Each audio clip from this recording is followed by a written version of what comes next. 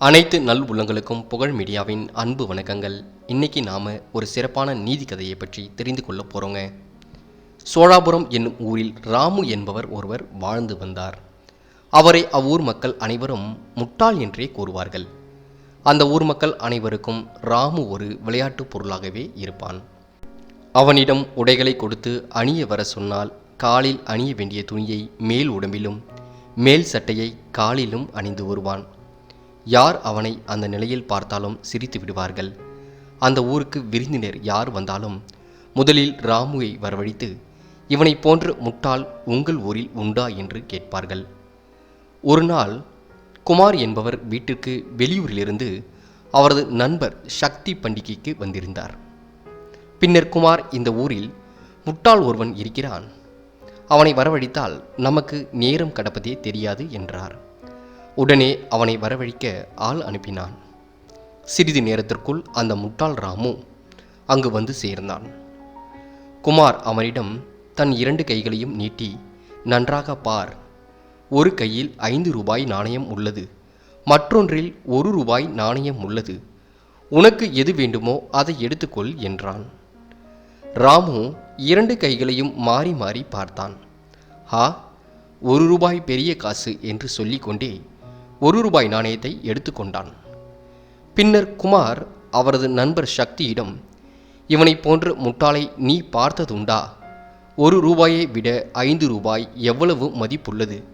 விலை குறைவான மதிப்புடைய நாணயத்தை எடுத்துக்கொண்டு இவ்வளவு சந்தோஷம் அடைகிறான் என்றார். குமாரின் நண்பர் சக்திக்கும் ராமுவுடன் விளையாட வேண்டும் என்று ஆசை வந்தது.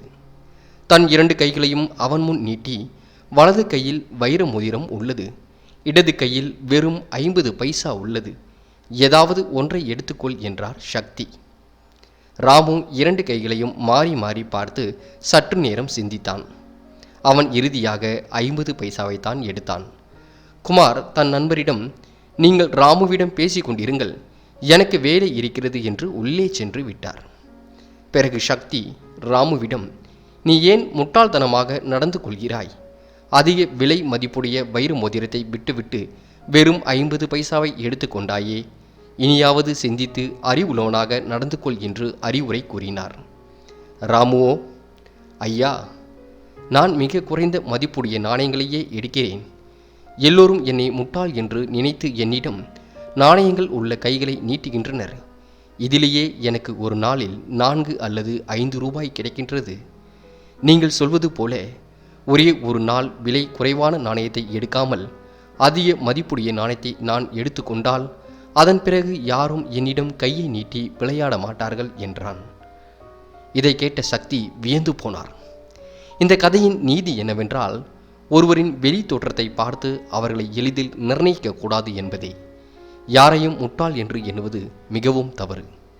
இந்த கதையின் அடிப்படையில் உங்களுக்கே புரிந்திருக்கும் முட்டாள் யார் என்பது என்று.